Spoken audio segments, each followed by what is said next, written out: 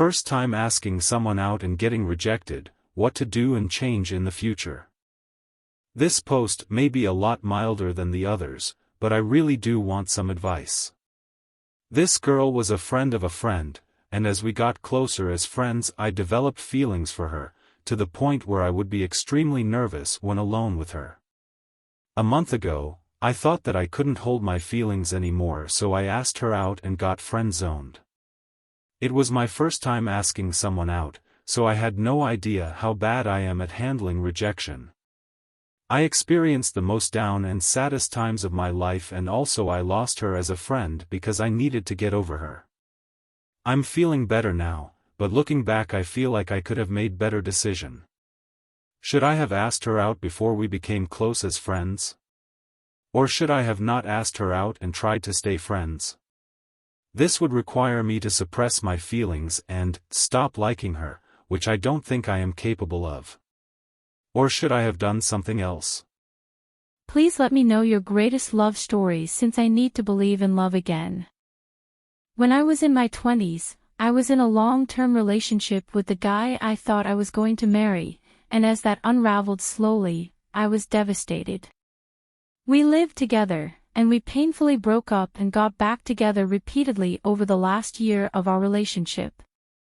I tried so hard to make it work, but no matter how hard I wanted it, it never mattered enough.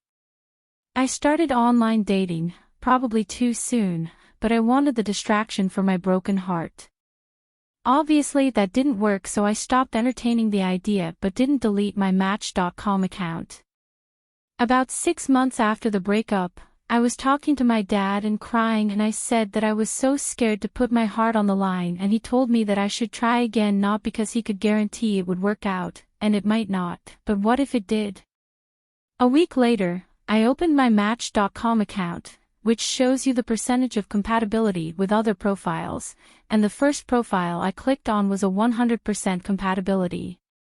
And, spoiler alert, it was my husband's. He had also tried, and ultimately decided to stop, online dating, as I did after a long-term relationship he had. It was only that I messaged him first that he even logged back online to see what I had written him. After we met, and quickly fell into a love that I had never known, we realized we had lived in the same city for 4 years, frequented the same favorite local bar, grocery store, and coffee shop, and never ever met. We like to say online dating expedited fate.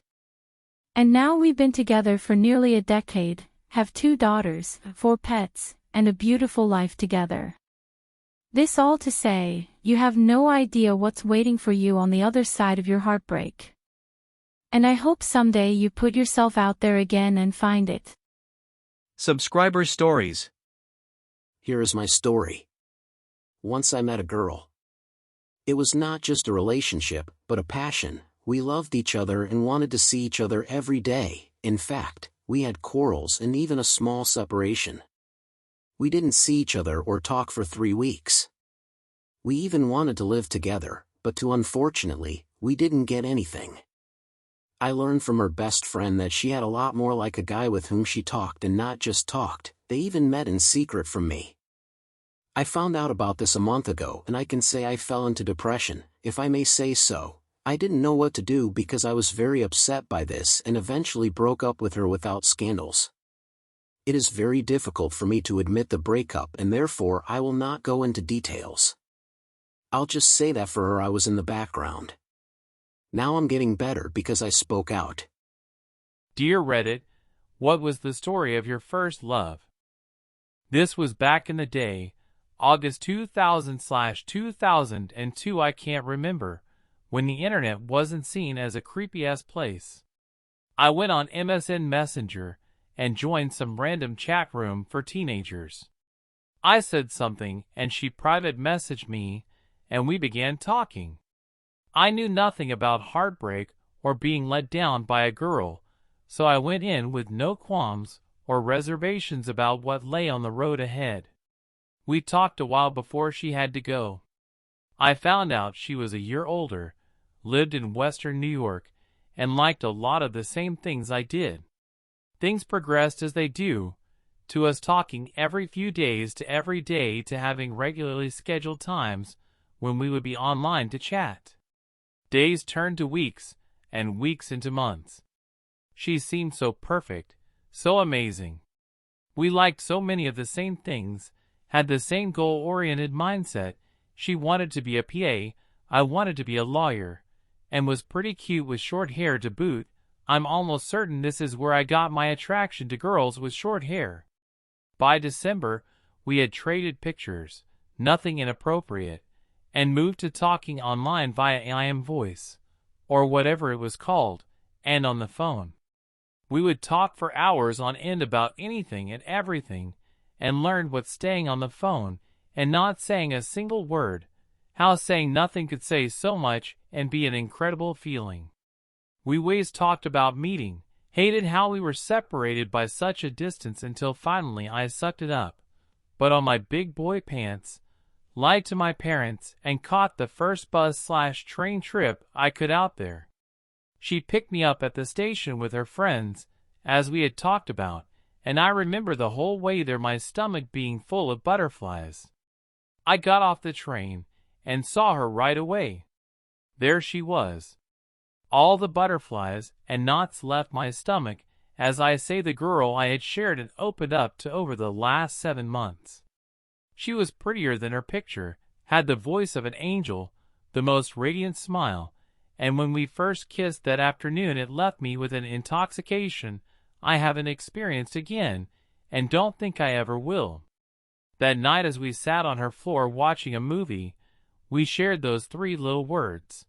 Something we had said online and on the phone, but now they meant something. They actually had a deep, passionate emotion behind them. I had to leave 2 days later, and a very tearful goodbye and promises of returning or her visiting me were made. Unfortunately, those promises were not to be kept. We never got to visit again, and as spring gave way to summer, she got a job as a camp counselor nearby.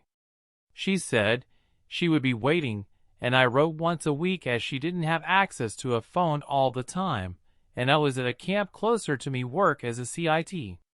The hot days of summer gave way, and I finally was able to talk to her again on a regular basis. But there was something wrong. She seemed distant and cold right off the bat.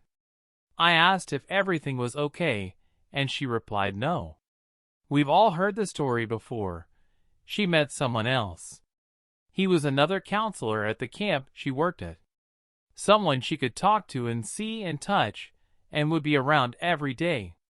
They talked and got to know one another, and one day she said, when they both had off, she lost her virginity to him. She said she was sorry but knew this wasn't going to work anyways. The distance was just too great and too complicated. I didn't know what it was. It felt like the plug had been pulled on the bathtub that was my heart, my soul. I didn't get mad because I didn't know what to do. I wished her good luck and goodbye. I wallowed in self-pity for a while. My friends and games helped get things off my mind. I never talked to her again, but every now and then as I pass through a hospital or study for my anatomy exam, I think about that short-haired girl with the cute freckles and wonder if she thinks about me too. I hope she followed her dream and is doing something great like she always wanted, helping people and making a difference. Maybe our paths will cross again someday, but in this large world of ours, most likely not. For those who have watched so far, 1. You are the best. 2. Write your story in the comments and it will be in the next video.